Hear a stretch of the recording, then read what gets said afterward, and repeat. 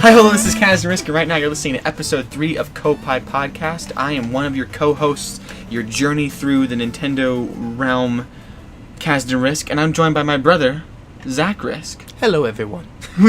We just got back from a little camping trip. We're a little tuckered out, but we are dedicated to providing you with weekly Koppai coverage through this All Nintendo podcast.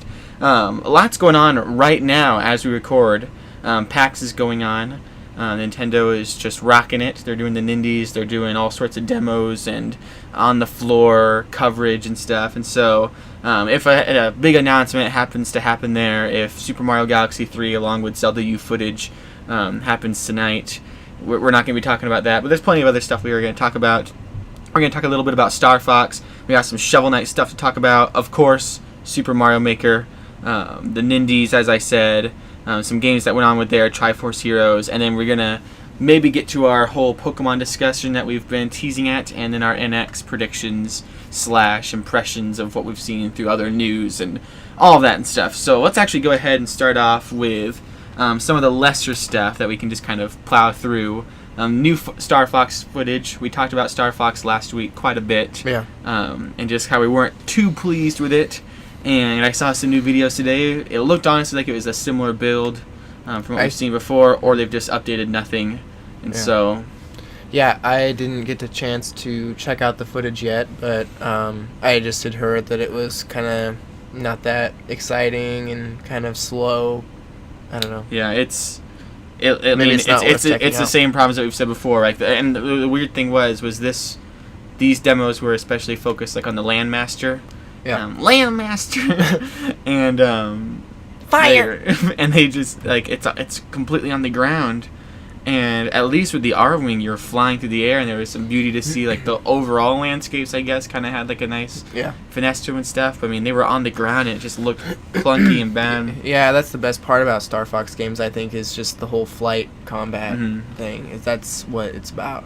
I don't know about the whole, because even in Star Fox 64, most of it, I can't recall really getting on the ground much. It was all basically flying through the levels. Yeah, and I think, they're really exploring... Maybe there was the Landmaster, maybe there was like one Landmaster level or something like that. Yeah. It just wasn't too much. It was mostly flying around, and I hope that's what it's mostly sticking to. I think the concept is that every level can be played with every vehicle. Oh, yeah. Is their end goal.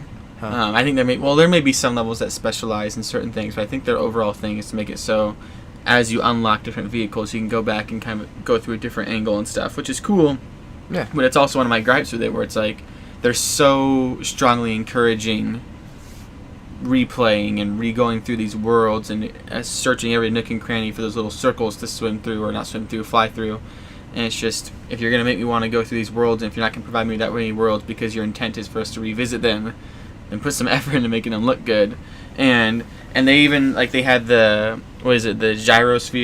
gyroscope kind of drone vehicle, and they had like little demos where you could go and you could like kind of put down like a little robot sort of thing that you could control with the gamepad, see his point of view and go like through puzzles and stuff.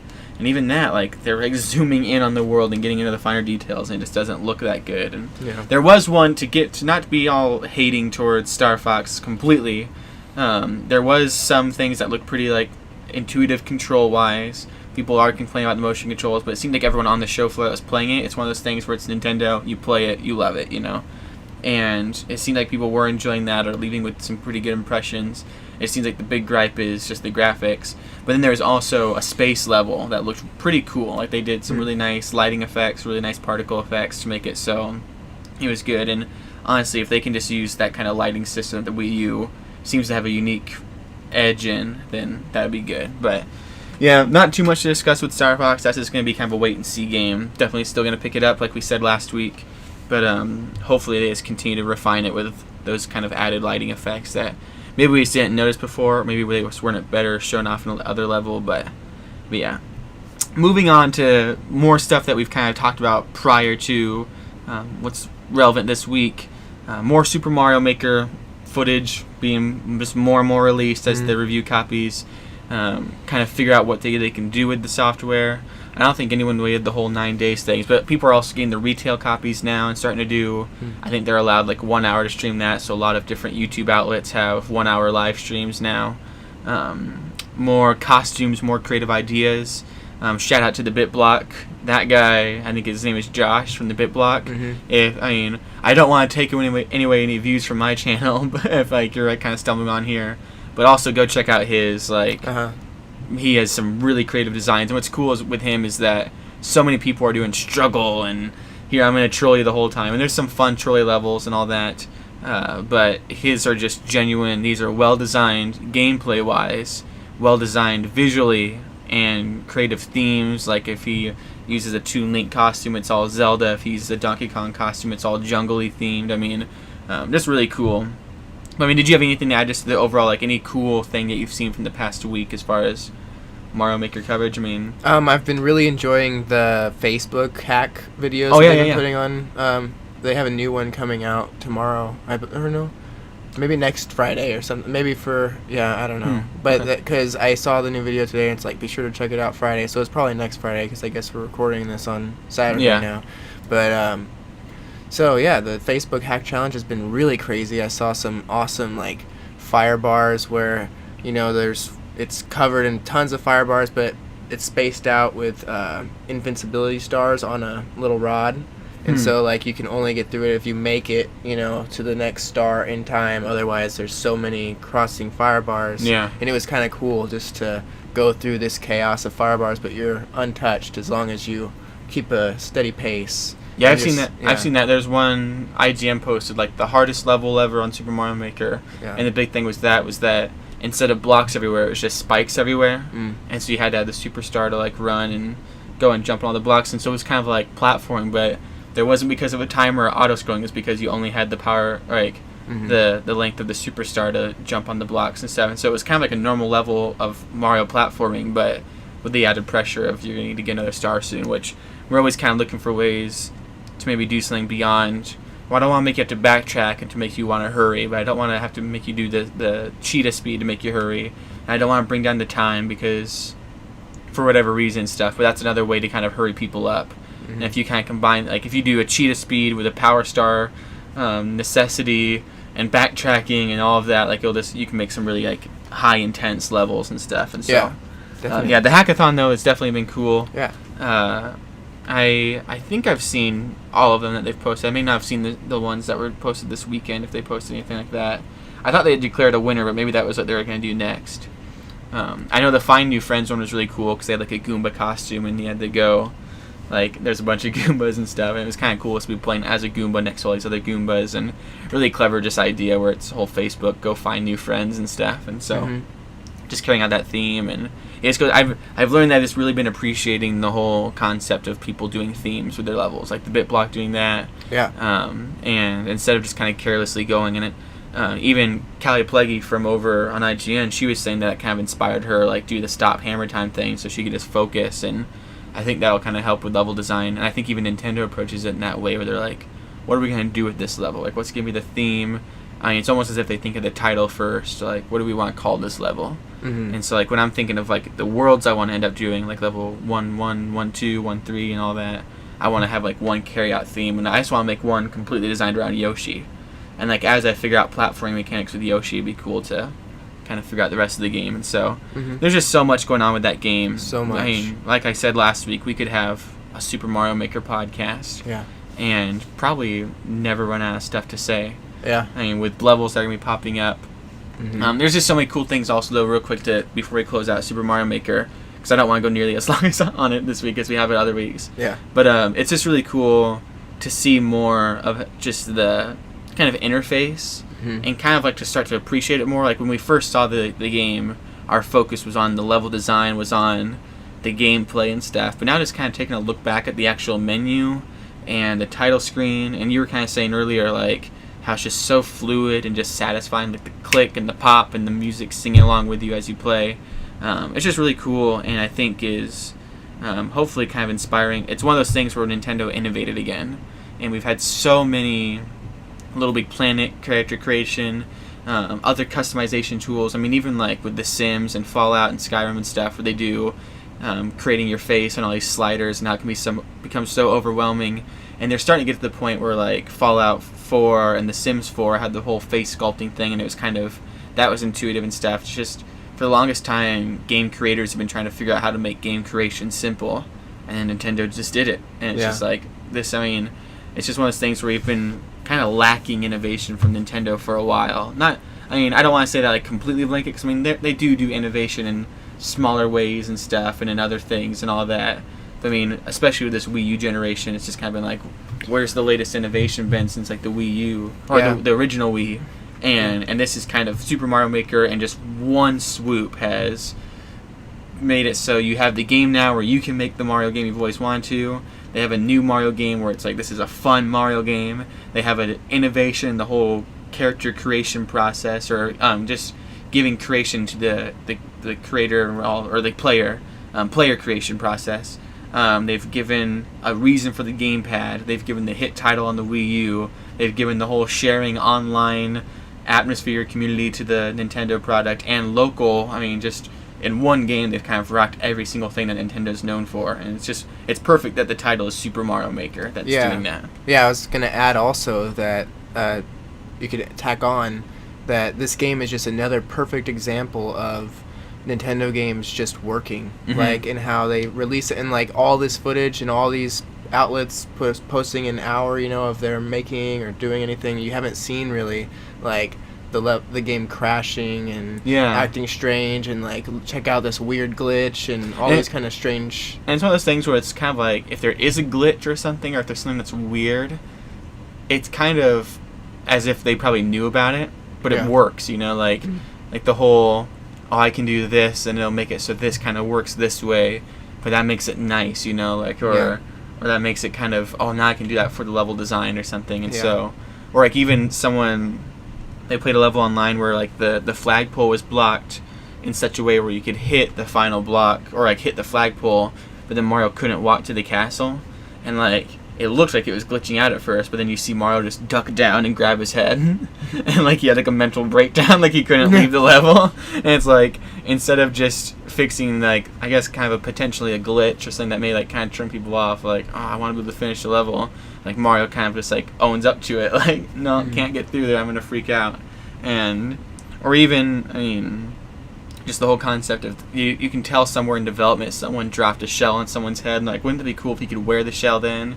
Or even like how they added the mystery mushroom in there because they used to have that back in the day. I mean, there's just so many things where this kind of, if there is any glitch, it almost enhances the gameplay. Like kind of an unintended, this is a cool almost Easter egg now. Yeah, well, those are Easter eggs. Those aren't really technically glitches. Yeah, but I mean, I could imagine them originating as glitches and being like, that's kind of cool that it worked out that way, Yeah. And because I think Tezuka even said the reason they have the skinny Mario in there is because originally he was a glitch. They don't know why, but instead of growing big, he just stretched out. And so I mean, Nintendo has a way of being like, oh man, that glitch. Let's turn that into a gameplay opportunity instead of just trying to fight it and go back to our original thing. Like they just kind of write as they go, or just let it go. And so definitely cool. Yeah, I just think it's so crazy just how there's like, it's just the fluidity of it is just nuts. It's kind of, I know a lot of people, especially nowadays, aren't as keen as they are to Apple products as it used to be in the Steve Jobs era. Like with the transition they're going through, Apple's very much so in a place like where they're copying other people now instead of being the innovators, just because they're in a weird place with Steve Jobs being gone. But Apple was always known for that. It just works. It just does it. The design comes first, and then everything else follows. Yeah. And the Nintendo, I've always kind of said, is the Apple of the video game world. It just works. It looks good. It thinks different. It's just all of that. And I think even they would admit that. I mean, you look at the Wii U menu, and it looks like a kind of like a Mac operating system look and stuff. And so, it just works. And that's kind of been the problem with Nintendo recently, with all of the forced motion controls or other forced gimmicks that they've kind of been trying to replicate the innovation they had with the Wii's. They've been trying to force other gimmicks that haven't just worked. It's like when I played Skyward Sword, for example, it was like, this doesn't just work. Like, I know you want this to work, to swing my sword back and forth, but it doesn't feel right. Or with certain things, like when I'm playing like the 3DS, and it's like point your 3DS this way to shoot and stuff. I'm like, but I'm sitting on a bus right now, and that doesn't work. Like that movement when I'm sitting in my chair doesn't work right now. And it seems like they've kind of found a place to use the hardware they have to really make something work, and it's just it's been really cool. I mean, it seems like classic Nintendo, or Nintendo at their best. And I don't know when they started development for the Super Mario Maker, if it was supposed to be early on, or what gave them the idea, if they had it like all along with the gamepad they want to make something like that, or if it was kind of like, oh, we can do this now. But that was just such a brilliant move by them to introduce this game, and I'm so happy it's taken off more than what originally it was, where it was just kind of like a side project. I mean, it was being shown right alongside Giant Roboto and what is it, Giant Robot, and what was the other one? Oh, it was like Tower Command or Tower Control, Security Guard or something. Like, it was shown right alongside those games as almost like a demo of what the gamepad could do. Yeah. And they just took the Mario Maker and just took it way beyond. So, hope to see DLC with that. We'll probably talk about it next week. And then also, starting today, because this is going to go live on Monday, if you're watching this on the Kaz Risk channel, head on over to just the rest of the channel. We'll have Super Mario Brothers up. We'll have some live footage up from twitch.tv/KazRisk. And we'll have probably a chat video and stuff from one of my IGN blogs. And this will all be a series of Mario Brothers games leading up to Super Mario Maker on the 11th of September. And so if you've enjoyed this coverage and if you enjoy our commentary, that starts today. And so that's really awesome. Exciting. We're pumped to start sharing that. Yeah, that was a lot of fun. Yeah, Zach here helped me for... he's going to help me for the first 2 weeks at least. Maybe he's going to be able to help me for the third week of Let's Plays. And then there'll be lots of just me doing solo Twitch streams. I'll be going off to college. I'm also leaving. That's also happening today. And so if I'm not in the comment section, that's why. But yeah, lots of cool things starting today on the Kaz Risk channel beyond just the Koppai thing. And so, but yeah, that's our Super Mario Maker discussion. Let's move on from kind of the mainstream Super Mario, Star Fox, and go smaller stream, a little trickle in the water, if you will, to the Nindies. The 90s. The Nindies, 90s. The Nindy 90s. Oh, that's kind of cool. It's like the 90s, you know? Like, the 90s kid in me is like... Basically what the Nindies is, if you don't know, is Nintendo kind of giving a focus and an honor and a lot of attention and help, I think. Like, even just through, like, publishing or producing or financial help through just their support to indie developers. Independent developers, just smaller studios.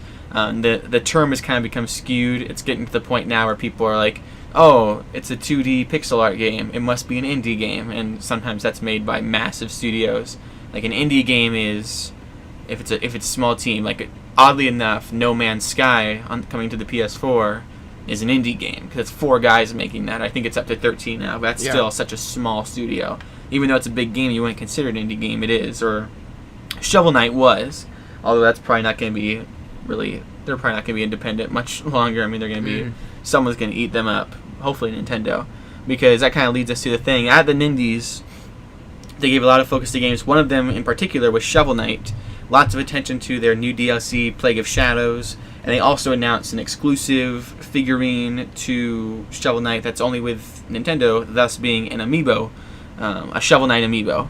And through that, you can unlock co-op mode in Shovel Knight. I think you can make it so you can save like your costume of your Shovel Knight or like your gear, whatever it is, to your amiibo figurine.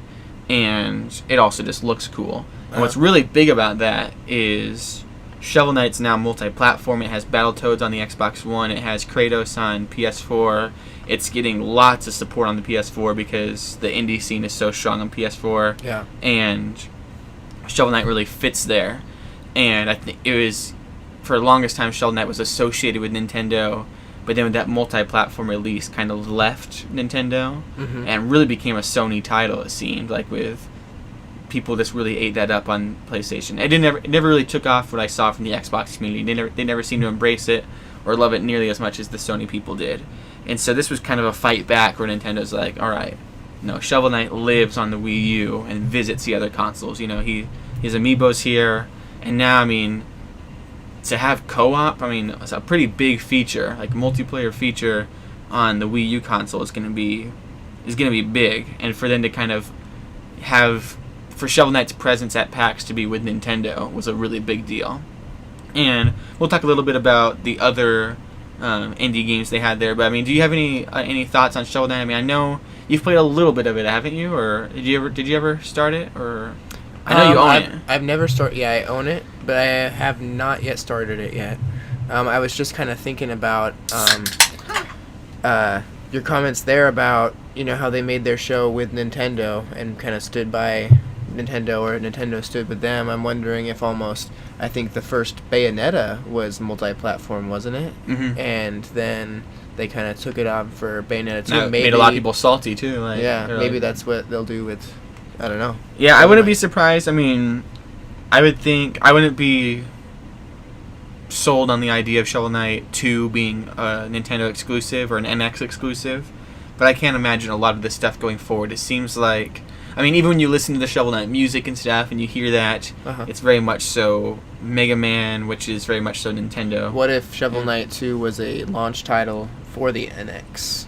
That could be. Do you think that would be a lot of hype for the NX? Yeah, or exclusiveness to it or something. Or I wouldn't be surprised if, I don't know, I haven't heard anything, but is Plague of Shadows launching on Wii U first? I actually don't know that. I wouldn't be surprised if that was the case. But I mean, I wouldn't be surprised if that becomes a super or a future thing, just DLC exclusivity or timed releases for the Nintendo console and stuff. I mean, it seems even the Amiibo thing is just a huge support for the Wii U as far as Shovel Knight goes. Yeah. And we can talk more about the achievements and stuff later. But if that becomes the case, I mean, NX and all that, I mean, Shovel Knight will be the place for it to go. Mm-hmm. And because is that your big concern about if it became Nintendo exclusive? That yeah, you like the trophies. I like the trophies and stuff, and it even has built into the game, I think, little things called feats, just achievements almost built in game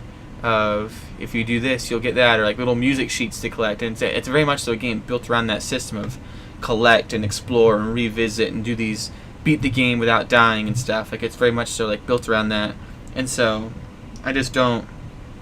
I like that kind of completionist in me to be recognized and with a platinum trophy and stuff. And I have the game on the Wii U. I've played the first couple worlds or whatever they would be, the first couple screens worth of levels, and I love it. I think it's an amazing game. I played it on Vita at Target when I went to the demo there, and it felt very nice on the Vita. I think I've played it on demos and stuff on the PlayStation 4, and it just feels the same. I mean, and it's just such a fluid game, very just nostalgic, but also new and red. I mean, it's just a perfect game, and I'd want to dig into that as much as I could. But I want to be, for some reason, I just like to be recognized for that. It's kind of a weird thing. I don't have really rationalizing behind that. It's just I want the trophies for it, and so that's why I honestly haven't completely dived into it on the Wii U. It's I'd rather just wait to play it on the PS4 or the Vita and get the trophies for it. That's how I was kind of doing it, but then I was telling you kind of yesterday about how when we first got our PlayStation 4s, I was really into getting trophies, and I still am. I want to get trophies for those games, and if it's available, I want to maybe replay it, but I'm just not as... I'll play it. I think I'm going to start it on the Wii U just because I can't afford it on PS4 right now, and just not a big deal to me. Yeah, and now that I have the capture software to do these Let's Plays over on youtube.com/catsrisk, please subscribe. I may start doing Shovel Knight Let's Plays, and in which case there is kind of enough recognition for me, hey, look, I did beat this game, and I did do that one thing that was cool and stuff, and it's a little more. It gives it a little more value and stuff when I actually record it and publish it, and I'm able to show that off to people, because I like that sharing experience of I beat the game in one life, and here's the proof of it or something. You know? That's how I kind of feel about what I'm currently streaming, the Yellow Nuzlocke challenge. Yeah. It over on twitch.tv/BobsBoon BABZBOON. Yes. Thank you. And but yeah, I think that when I'm thinking about going and doing the Pokemon Yellow Nuzlocke challenge. It's like there's no trophies or awards for doing that, and if I'm just sitting there by myself doing that, there's no evidence or proof, and I'm not sharing the experience with anybody. And it just felt like that. I feel it kind of the same way, where it's evidence that I completed it. I'm showing it, sharing it. It's a little more entertaining with another person. Yeah, it's definitely, I think, more. I mean, if you like lost one of your Pokemon, for example, by yourself, you'd be like, darn it. Or right. You maybe like be you may even be like more inclined to just like restart or something, or just not care or something, or not nearly be as impacted as you would be before. But with someone watching, it's like, dude, no, they died? Oh, crap, or oh, no, or oh, I hope they live, or something like that. And then it's just like we can mourn together, we can grieve together, and we both are like excited for Lucky 2016. And it's just, I mean, it's a much more pleasant experience and stuff. And like even like going back then, completely back to the Shovel Knight thing with the whole trophies and stuff, like with Far Cry 4, for example, which was the first meaty game I platinumed. I've platinumed some other games, but I mean that was like the first one where it was like I had to go and kind of work hard for that, put like 30 hours in to get the platinum and stuff. I mean, even with that, like when I finally got it and I could like tweet out like platinum trophy and stuff, and like I got some favorites on it and all that, and just whenever like someone talks about Far Cry 4, or like when I posted my review for it, it was just like there's a little bit of a weight to it, because it's like I know what I'm saying when I say these are my thoughts in the game. It's not that I played the first couple hours or did that. Like I did everything the developer intended for me to do to like be worthy of a platinum trophy. And so that's what I like about that. We kind of went off on a rant from the Shovel Knight thing to the trophy system and all that, but that's my big hesitancy and kind of like, oh no, Shovel Knight, like why Nintendo and all that. I was kind of I love Nintendo and stuff, but with Shovel Knight I was really excited when it came to Sony because of those reasons and stuff. And so hopefully, I would think Shovel Knight, I mean, they're so popular, Yacht Club Games. So many people are probably trying to eat up Shovel Knight as an exclusive, as kind of like you need someone to be your like main source of income and all that. Come to Microsoft, come to Sony, come to Nintendo, come to Sega, and and Shovel Knight's gonna be the new icon of Sega next to Sonic. And for some reason they're going back to Nintendo. And I think part of that is their just love for Nintendo. I mean, clearly Shovel Knight has an influence from Zelda 2. Clearly it has an influence from like Mega Man stuff, which isn't Nintendo, but it's very much so NES, SNES based. Lots of inspiration, just like the music and stuff, from just every part of Nintendo's being and all that. And so they probably have a reason to go. I mean, it's probably their dream to work with Nintendo. But I think beyond that, they have to have some sort of financial or business gain to be working with them through the Amiibo support, through whatever the NX has coming. And I wouldn't be surprised if Nintendo's been sharing some stuff like, if you stick with us, here's what's coming in the future, and we'll have you as the forerunner. And for such a small studio, that's probably very appealing. While Sony's probably like, yeah, we'll bring you on board, but you'll be one of our 20-some studios, or I think they're actually still down to teens. So you'll be one of our many, many studios. I mean, alongside The Last Guardian and Uncharted and all that, but you'll be Yacht Club Games, part of Sony. Yeah, that'll be it. Nintendo's probably like, we'll get you'll be next to Mario as like a focus. And so really exciting for Shovel Knight. And that kind of just leads us on into the other discussion of what other games were at the Nindies. Just a few highlights. There's a bunch. You can find those. You can find their whole presentation, I think, on their YouTube page for Nintendo. Some other games, though, everyone's talking about the F-Zero type game, Fast Racing Neo. And that's another thing where it's like, why didn't they reskin that with F-Zero skins? You have a trailer where it looks like that, and then just all of a sudden, show me your moves, and just Captain Falcon comes out, and just, whoa! I mean, people would literally buy Wii U's if that happened. If they saw all that footage we saw today, and then just Captain Falcon comes out. Not even necessarily in the gameplay footage, just he does his little salute, and then it just says F-Zero Neo or something. You know, I mean, I don't know why they missed that opportunity. If they're like so supporting this indie developer, what? Like, just I think it's just a missed opportunity. And there is a perspective on, I think, IGN, how by not making it F-Zero, they're supporting the indie developer and kind of giving them more credit and letting them grow into their own image and stuff. I was like, no. Yeah. Let it be like Platinum Games, where Platinum Games now is like so well known because they were given Star Fox and they were given Bayonetta, you know? Mm-hmm. And like, well, is it going to be a genuinely like really good game, this Fast Racing Neo, or is it? I mean, because the standard of F-Zero games are pretty high, I believe, and you know, I just am wondering, like, it's kind of an F-Zero clone, but is it exactly up to the standard? That's of the an thing, F-Zero though. Is game? I mean, I'm not saying just like reskin. I guess I was, but I mean, I should just clarify. When I say like reskin stuff, like yeah, I do that. But I mean, and then like fully produce it and stuff. Like if Nintendo would have just gone all out with like those, like given the developers like, hey, yeah, make this an F-Zero. Honor that. It's just like like Platinum's is honoring Star Fox. Yeah. And add those in those mechanics, anything that we have like patented or like as our original ideas, or, like intellectual property and stuff associated with F-Zero. Go ahead and use, but make it like what you're making right now and stuff. Just go crazy with it, and then put it as a full retail game. Because right now I think it's only digital.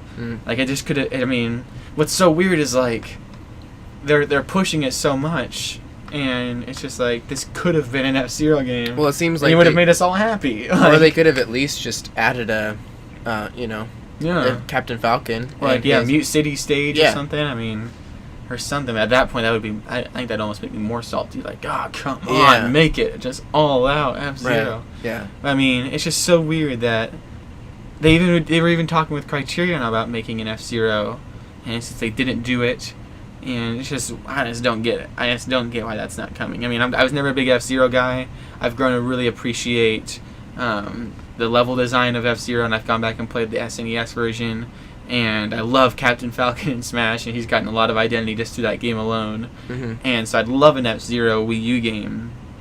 And I just think that was an incredible missed opportunity, and I'm kind of bummed about it. Super excited. I'll probably buy the game because it looks really beautiful for a Wii U game. Yeah. But speaking of kind of those indie games at the Nindies, there's also kind of a Metroid sort of game called Hive Jump. The really interesting thing about this is, I mean, everything's kind of Metroid now. Like, there's lots of Metroid-inspired games. That's not really the unique thing, like as unique as an F-Zero-inspired game being featured by Nintendo. I mean, we have Guacamelee, we have certain aspects of Shovel Knight, we have, I mean, I'm blinking right now, there's tons of Metroidvania kind of games that are coming out. So this isn't incredibly unique that an indie game is Metroid-inspired, but just that it had multiplayer and then amiibo support was just interesting.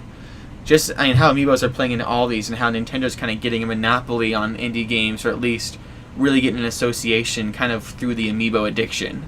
Like, they know amiibos are successful, and they've tied down Shovel Knight through that system, and now they're tying down Hive Jump, and it's just, you just wonder what they're going to do, if it's going to be like special weapons, or if it's going to be costumes in there, or what. But it's just, the moment I found out, amiibos work with this indie game, it just gives me a reason to buy that indie game on the Wii U, and it also gives me a reason to want to go out and buy one more amiibo. I mean, it's just brilliant, I think, that they just kind of intermingle those two things. Mm-hmm. Yeah. Do you have anything to add to that, or? Well, it's kind of a bummer that they still haven't done. I think when amiibos were first announced, we kind of speculated about how it could unlock the game itself. It'd be nice if you could just go buy the amiibo and it. Yeah, I was thinking about it with the Shovel Knight amiibo. Yeah, or just have it be a little bit pricier, and then you just either, and like, why not just have a code if you can't just use the data on the amiibo itself, like just come prepackaged with a code that you'd have to scratch or something. But yeah, I mean, and that'd be another reason to just go out and buy it. Well, that was the whole thing with the amiibo tap thing, was like, seriously, my Mario amiibo doesn't unlock Super Mario Brothers. Like, yeah, you're basically floating the idea with amiibo tap, but you're not going to go all out with that. And so that did kind of peeve me, but I don't know. I think they are getting more and more functionality, like with Yoshi's Woolly World. I wish they would add more to Mario Kart. I got the Pac-Man one I think yesterday, wasn't it? Yeah, I got the Pac-Man one yesterday, and I'm excited to put that in there. And it's just a satisfying feeling. I'd buy them without any sort of support, but then just when you add all that stuff in there, and it's gonna be one of those things where, like we were talking earlier with the Trophy Wars thing, where it's like, I'll get a game on PS4 over Wii U because it has trophies. But now it's going to start becoming a thing. Do I want trophies, or do I want to be able to use my amiibo with it? And that's going to start to become a really big thing. And it's interesting that Shovel Knight has the amiibo support now. They're going to add a patch in there to recognize that near-field communication chip. But I mean, I wonder if they're going to start adding in like, all amiibos now work with Shovel Knight. If you scan into Mario, like Shovel Knight looks like Mario all of a sudden. You know, kind of That'd like be Super awesome. Mario Maker Yeah. is doing that and stuff. And so, and I also wonder, will that mean Shovel Knight's in Super Mario Maker? Can you scan him in now and get? I bet he is. I don't know. He has to be. He has to like stick up a shovel. I mean, and like when he goes down, he has to like do like the pogo stick. I mean, But he hasn't been. But He hasn't been we leaked. talked about that, about how he Yeah. his amiibo's not out yet, so yeah. nobody really has that opportunity unless. But I mean, November's gonna come around with the and there's gonna be 99 costumes unlocked on everyone's Uh-huh. Super Mario Maker. And they're like, "What's that last one?" And then everyone's gonna get Shovel Knight and scan it in. Someone's gonna find a way to hack into that and be like, "Oh, it's the Shovel Knight." Yeah. Like that's the empty code or whatever. But moving on, real quick, or actually, wait, no. To just kind of wrap up the Nindies, there were some other cool games there. Star Whale, I believe it's called. You like play as these little whales and you stab each other and all that. Really cool local multiplayer game. I believe I saw like Mutant Muds there, which has been on Wii U before, and just lots of other like indie games there that I mentioned. There's a whole list and stuff, but it's definitely interesting. I was gonna say my point with all that was it's interesting that you have kind of that SNES revival time where SNES had so many games on it, or like the NES had so, especially the SNES though. Like people talk back on what their golden age of gaming was, and they talk back and like they're just like, I played this on the SNES. I played Contra. I played Super Mario. I played Zelda. I played Metroid. And it's just like there's so many like core franchises back on the SNES. And for the longest time, I've kind of been fighting to get back to that Nintendo era because that was like probably the definitive time for Nintendo. They perfected on Super Mario Brothers with Super Mario World. They perfected on Zelda with Link to the Past. And the Wii U, through the indie support, is kind of getting that back.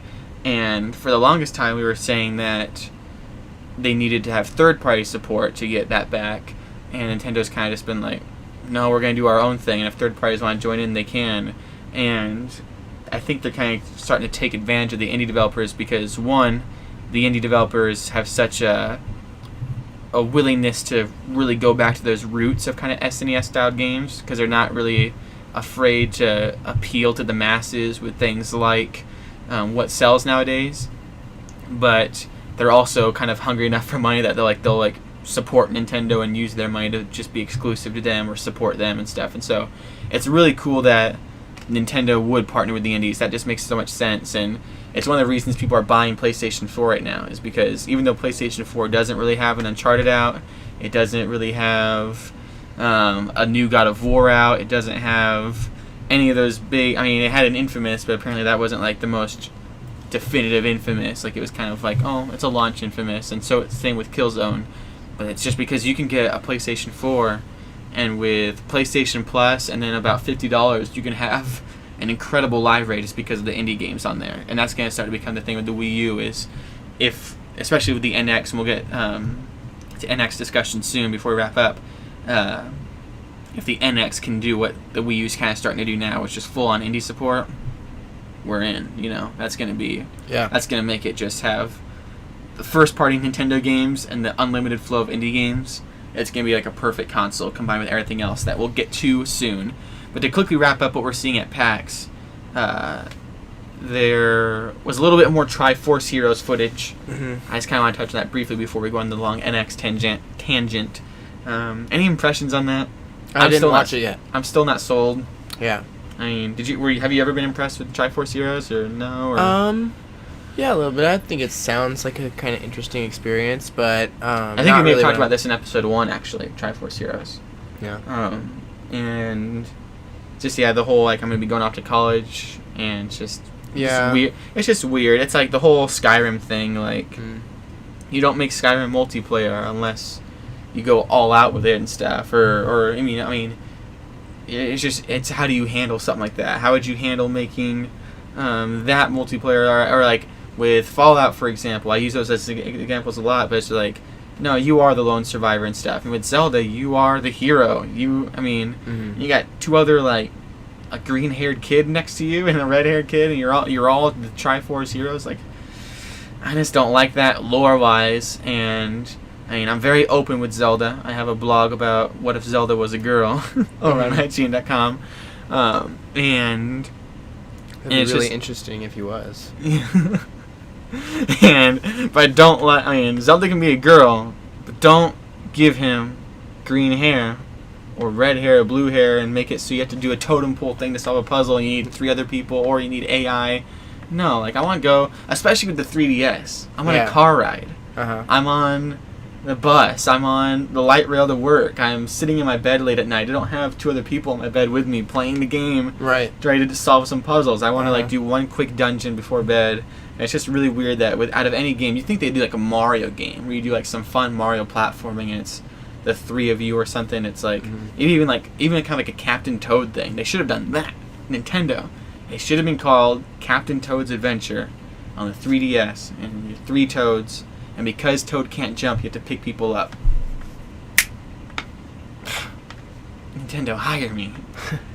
Build Train and guest star on this podcast. Reggie Miyamoto, Koppai, right into your schedule. All right, well, there's 2 things I want to talk about. We may only be able to get to one before we close out the podcast. We're at the 40-minute mark, so we have about 20 minutes left. We have NX and Pokemon to talk about. Now, I'd rather talk about NX. Okay. And I know we've talked about Pokemon every single week, so we have stuff to share. There is something to share there. It's not completely based, like, in facts. It's more impressions of kind of some stuff that's gone on. But we could touch on it briefly before we get into NX. The big thing with that... Yeah, we'll talk on it real quick, and then we'll close out with the NX discussion.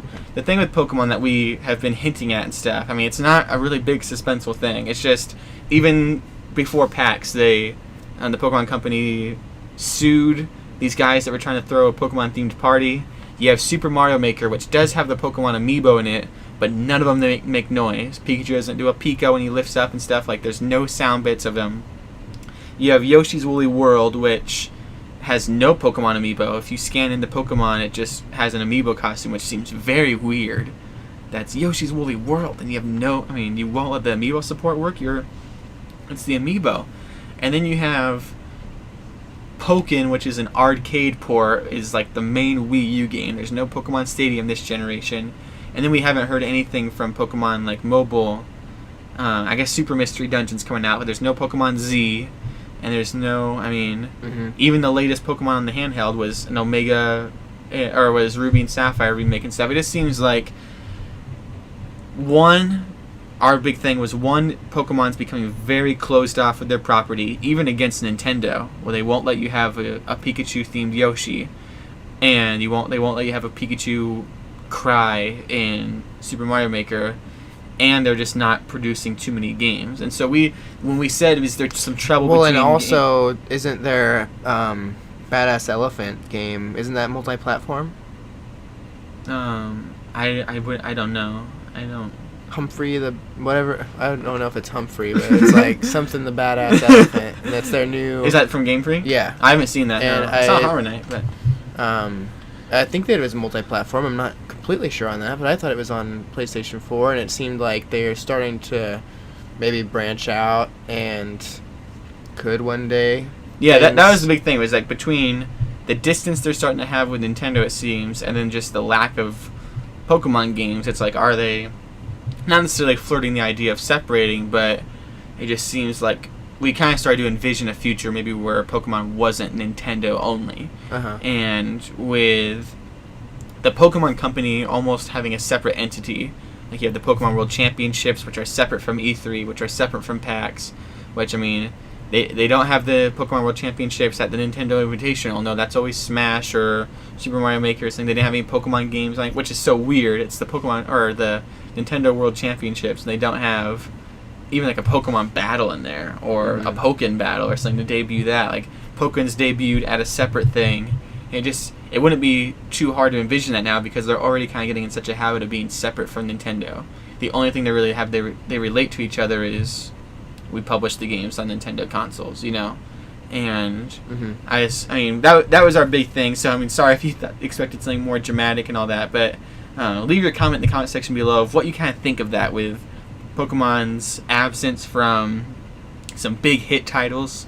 I mean, Yoshi's Woolly World and Super Mario Maker, like, for them to, like, just be so awkwardly in the midst of every amiibo. I mean, you have Duck Hunt making a noise, you have Mega Man making a noise, and he's not even tied, Capcom's not even owned by Nintendo, but you have the Mega Man thing, you have Pac-Man there, you have, I mean, if it's an amiibo that's fully supported, except for the Pokemon ones, and it's like, you just wonder why they wouldn't be more than happy to be like, yeah, it's Pikachu and Super Mario Maker, of course we're going to give that to you, of course we're going to let Charizard roar, of course. I mean, yeah, that was just weird. And so, moving on though, speaking of the future of Nintendo, right, the NX. The NX. It's coming. Probably 2016. Probably late 2016, I'm thinking. I thought it was like June 2016. Yeah, probably late though. Yeah, I'm thinking late. I think they might announce it in June. They'll probably do E3, NX. They'll probably do a direct. Here's the NX. We'll show more at E3. It'll probably be like available to play at E3. Because that's what I'm kind of thinking. Maybe a timeline is like they have this fall and holiday game rolling out, then they have the spring 2016, and then they haven't announced too much after that. It's like Zelda's coming sometime. So I'm thinking do that, go through spring, and then at E3 maybe announce that Zelda's going to be cross-platform, like it's going to be on NX and Wii U, or it'll be on Wii U, but it'll work on NX, like in some sort of how they're going to have a hybrid. That's my thing, is I think the NX will be, because here's my theory of what the NX is before we kind of talk about announcement times, because that'll kind of help me explain why I think it's going to be announced at this time with Zelda and stuff. I think the NX is going to be kind of like the Apple box of Nintendo, or what is it, Apple TV, or the Amazon Fire Stick, or something like that, where it's the NX will be kind of a diskless little box that, because we've seen sort of leaks and stuff that it won't have a disk drive, that is a next-gen console, is kind of almost what the new 3DS was to the 3DS. It'll be the new Wii U almost, but it'll be called whatever it is called, and be able to play Wii U games, but also be able to play kind of up-res, maybe additional controls or additional capabilities, just like Majora's Mask on the new 3DS can do camera controls and added certain things, but it can still play it on the 3DS. I mean, you have that, or you have Codename Steam, works a little faster, a little more proficient, little quicker speed, fast-forward things, but it still works on the original 3DS. I think that'll be the same thing with the NX, is you'll have an NX game, but it also works on the Wii U. And I think on that, since it's only digital, if you register a game with your new Nintendo ID, whatever replaces Club Nintendo, then it'll just be able to be digitally downloaded onto your NX. And so it'll work then coinciding with your Wii U, your 3DS. So if I put in Super Mario 3D World and it's like, cool, you have that registered to your Nintendo ID, I can go on my NX and play that. Or I can go something like along those lines. Maybe a stretch and all that, but it kind of goes back to the whole achievement system and how they're probably going to have some sort of new Club Nintendo system implemented with the NX. Seems to kind of make sense. And then it also could go along with their whole quality of life alarm clock thing that we've seen. It could go along with whatever mobile stuff they're doing. And it just seems like it's not going to be the Wii U killer. It's going to be something that can sit next to your Wii U and tie your consoles together. And in doing so, it also, if you have your 3DS games, it could stream to that maybe. Your GameCube can maybe stream to that. Something along those lines. I'm wondering if almost it'll work in a way like how Sony released the PlayStation TV that streams your PlayStation 4 to it. Or how if you have cable and you get a cable box in one room, you can get another cable box for another room, if they might have it so that you can buy multiple. I think it'd be something like that, only much more powerful. I think it'd have the capabilities of like almost like a Steam box, where it's like this can although like the PlayStation TV is more streaming, I think the NX would be fully capable of playing a game by itself, you know. Like you could download a game to the NX and play it with a Wiimote controller and never have to have any other like you wouldn't need a Wii U or a 3DS. It would just be enhanced through having those, because it seems like when Iwata was alive, he was saying we're gonna still be supporting the Wii U after the NX launches, because this is in a circle, not in a line or something of now we move on to this, now it's just gonna all loop around, including mobile games. And it just seems like that's like one of the only ways it could work, In which case, I think it could be shown off at E3 2016. And be like, here's the NX, here's what it does. It's your Nintendo box, everything you need in one thing. If you have a Wii U, you can play your games still. It can play Wii U games on here if you have them digitally or something like that. Maybe it won't work like for your physical games, but that's why you need to own a Wii U still or something like that. And what they need to do is just come out with that announcement. You can play 3DS games on it. Yeah, I mean, you can play 3DS games on Riots here. in the streets, smashing windows, grabbing TVs out, just looting. Yeah, people just stealing them from the E3 show floor and all that. Food aisles are just empty. Gosh, that went completely a different direction than what I thought. Just Miyamoto's on stage just crying, Reggie's just punching people. It's just everyone's hurt. Get away! Get away! Sakurai's playing Smash in the corner on his 3DS on the NX big screen. Just, oh, Daddy Sakurai. But I mean, yeah, I could imagine that, and because I think what it's gonna be, I think it has to, for some reason, almost help push Wii U sales still. I think when they say the NX is gonna come out, I think they're gonna be like, and if you have a Wii U, this is what it can do. Like maybe your gamepad will work with it or something, and here's why you want the gamepad, or something along those lines. Or stream NX games to your gamepad. Yeah, like something like that. Or I think almost like the NX is gonna be something that can boost the power and make it more relevant and make third parties more likely to come over. But I also think it's going to be something that won't knock the Wii U out completely and almost support it in such a way, just with all the diagrams that we've seen of their console and stuff. Mm-hmm. And so... Well, and it also makes sense that they've been having this long rollout plan for Smash DLC, and still Smash DLC coming, probably through, maybe into next spring, because it seems like maybe this holiday they'll announce possibly... The Smash ballot results. The Wolf. Yeah, and Wolf, then the Wolf results. and Shovel Knight. If they announce like Wolf is coming soon, and then maybe give the results and say the Smash Ballot character is coming, spring 2016. And then announce the NX and be like, it'd be strange to announce the NX and just have it like buy Smash, Yeah. buy Smash as long as you still have your Wii U and play on that. Like I just feel like it's gonna incorporate everything because I feel like it's gonna be the culmination of what the Wii U is, what the Wii is, what the 3DS is. Yeah. It's gonna have new titles going forward, but that also work on the Wii U. Like I think I think just like Majora's Mask was better on the new 3DS through the camera controls and through I think faster processing and all that, and just the improved 3D functionality. I think Zelda U is going to be like that, where I think it's still going to be Zelda for Wii U, but if you play it on the NX, if you play it through the NX box, if you download on the NX or whatever the NX controller may be or something like that, like if you register it through the NX and play it off that system, it'll be faster load times, it'll be improved graphics, it'll be more side quests maybe or something like that, like something that makes it so it just pushes the game to its absolute limits and makes it maybe even have just some added visual effects to just make it extreme and kind of justify the reason of why they've delayed it for so long. And so I think with the whole achievement thing, I think that this goes back to kind of what I said with the whole it's going to tie everything together. And I think achievements, because in case you missed that, there's a patent kind of registered through Nintendo that the NX would probably have achievements. I was gonna say, like with Zelda U, I really would not be disappointed if they just, like, why, if you have a new console coming out, not just scrap the Wii U, like, take it, move it to the NX, push it further, like, I guess, if keeping it on the Wii U means that even if they did the whole up-res bonus things on the NX, it meant that they had to limit certain things just so that it's on both versions. I think that at this point they have to give it at least one lesser version to the Wii U. Just like Twilight Princess. But I'm saying I wish they could just move on and like all the ideas that they possibly had, like we need to push this like this much, and the Wii U is only capable of doing this and this, so let's work with our limitations, which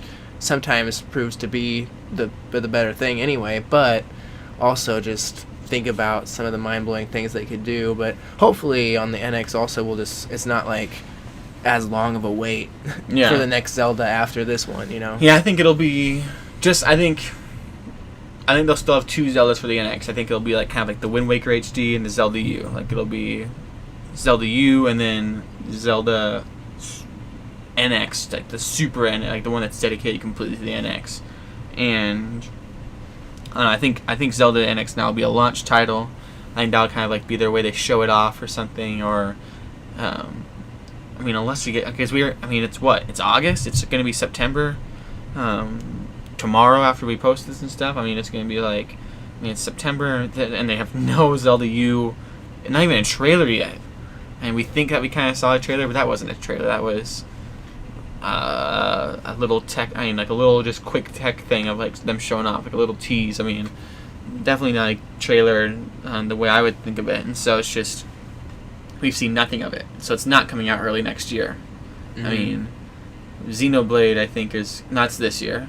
I mean, is there any other game like Fire Emblem, Fate? I mean, or Persona Emblem or whatever and stuff. Yeah, but the Wii U Fire Emblem and stuff, like that's supposed to be like early next year and stuff. And, like we haven't seen that. I mean, it's just there's so much that's like been promised for next year, early next year, that we haven't even seen yet, and we've seen nothing of Zelda U on.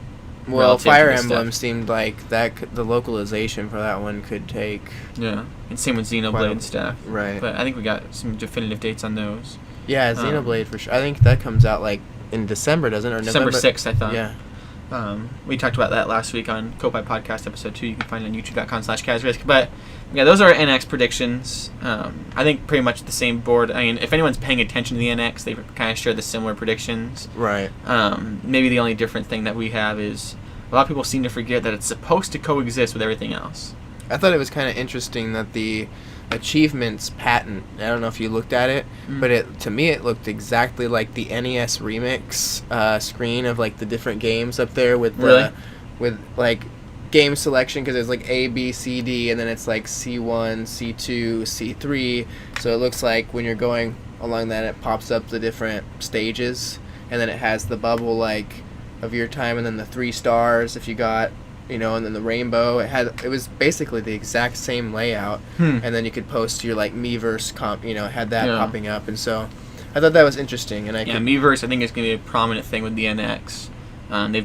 They've taken that and just applied it to everything. Super Mario Maker. I wonder if Miiverse almost Smash now has the Miiverse integration. Yeah, I was going to say, I wonder if almost NES Remix was somewhat, or maybe inspired or somewhat worked into the achievement system, and how they had to break down those games and got certain, like, if you accomplish this, like, get 3, how they worked with that, and how with that. It also worked on the 3DS. They brought that over. I mean, that's definitely interesting that they toy with that, and that they maybe like right under our nose. Yeah.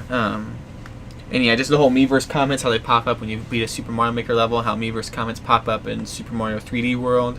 The Tingle bottles and stuff, like I feel like that's going to be just huge with the NX, that everything has Miiverse integration somehow, combined with maybe trophies and achievements and stuff like that. And so I think it's going to be a great console, though. If my new 3DS or new Wii U theory is correct, I don't think it'll be too much more powerful then. I think it's going to be kind of an extension almost of the Wii U's life cycle. I don't think it's going to be ending the Wii U's life cycle at all. And in which case I don't think it'd be able to match up to the PS4 or the Xbox One. I don't think it needs to. I think the Wii U has its own beauty and art style and stuff, and that may turn off third-party publishers. But as we kind of talked about earlier in the podcast, if the indie support's going to get stronger, I think the NX is going to be good. I have high hopes for it, and I don't just say that because I'm a blind Nintendo guy. It's like, it's going to work out with Nintendo. Like, I think everything that's been leaked or rumored or patented or just hinted at through Iwata's press conferences and what he said about what the NX will be, it's like, all right, that seems like the right direction. And it's weird because everything he says, it's like, cool, welcome to the 21st century. Like, everyone else has been doing this. But at the same time, like, Nintendo's taking a while to do it, and because of that, you kind of know they're going to do it in a really fun way.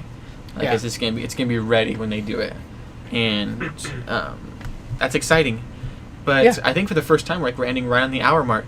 And so thank you so much for listening. Yeah. Those of you who listened, or if you maybe just read along, you hopped to certain sections in the IGN blog, or whatever you did, however you listened to it, thank you so much. We'll be back next week with episode 4 of Koppai Podcast. If you missed episode 1 and 2, you can find those over on youtube.com/CasRisk. And one day, we'll get them on iTunes, SoundCloud, the MySpace audio, anything. Like we'll expand and try to get them in other places, but for now we have to stick with this format. Be sure to subscribe to YouTube so you can see when they get uploaded, and also, as I mentioned earlier, all of the Let's Plays. You can find me on Twitter at Kazrisk, Kazrisk. You can find Zach on Twitter at Zachrisk, Zakrisk. And there's one more thing I wanted to say. What else did I want to say? Anything you want to say? I'll be doing some more Pokemon Yellow Nuzlocke on twitch.tv/Babsboon, BABZBOON. Yep. I'll put that in the description below next to my Twitch, along with the Twitters. It's been really cool. Been really awesome to watch you do that. I'll also be live streaming, maybe not as much this week because I'll be moving into my new college apartment, which also leads me to, that's the other thing I want to say. Next week, Zach and I will be separated. I'll be up in the north.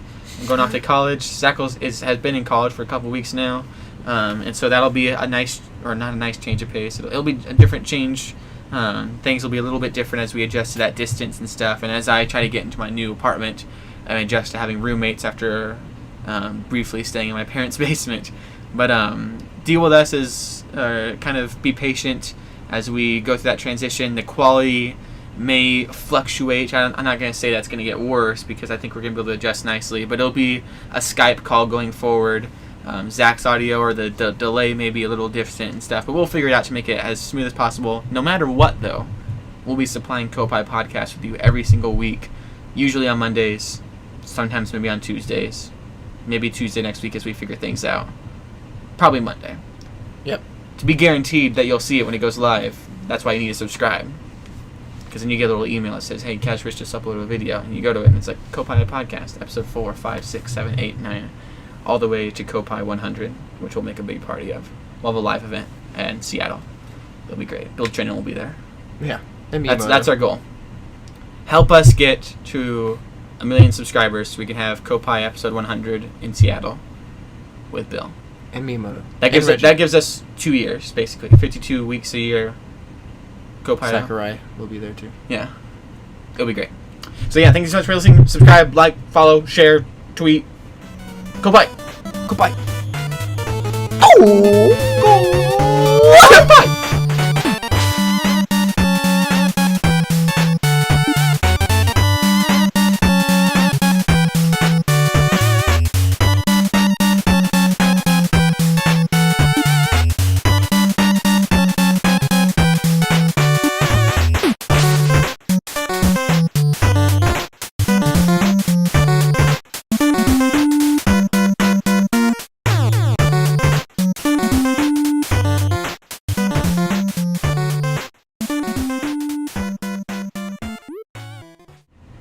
Alright, stop.